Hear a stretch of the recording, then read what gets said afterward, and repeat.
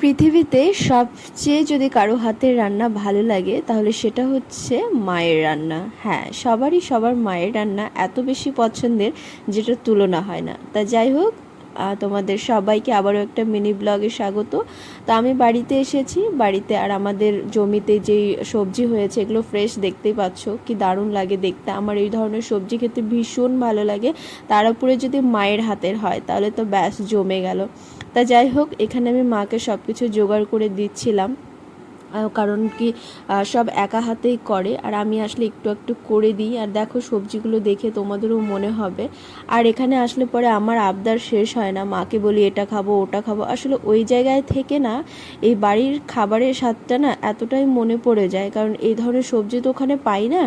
ওই গোনাচোনা ওই বারবার একই ধরনের সবজি, ওগুলো খেতেও ভালো লাগে না।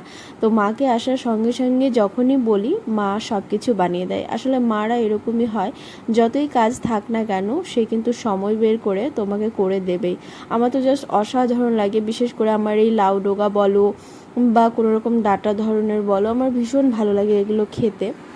তো এগুলো ওখানে ওরকমটা পাই না আমি, হয়তো পাওয়া যায় হাটে গেলে সেখানকার, কিন্তু আমাদের পক্ষে তো সম্ভব হয়ে ওঠে না যাওয়া, কারণ ছুটিই হয় অনেক রাত্রে, তো সেই জন্য হয় না।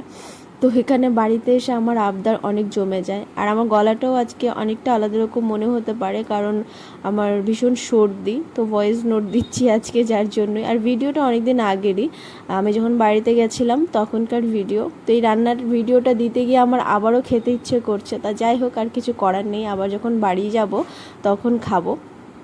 তো এখানে মা রান্না করছে, আর বিশেষ করে উনুনের রান্না তো আরও খাবারের টেস্ট আলাদা হয়। গ্যাসেও রান্না করে, তবে উনুনেও রান্না হয়। দেখো তরকারিটা হয়ে গেছে, এত সুন্দর লাগে আমার খেতে, কি বলবো। তরকারিটা দেখে আমার এখনও লোভ লাগছে। তো আমার মতন কারা কারা নিজের মার হাতের রান্না খেতে ভালোবাসো বলো। তো যাই হোক, তরকারিটা হওয়ার সাথে সাথে আমি খাবার নিয়ে বসে গেছি। মা বলেছিল যে আরও অন্য তরকারি হচ্ছে সেটা হোক, কিন্তু না, আমার তর সইছিল না।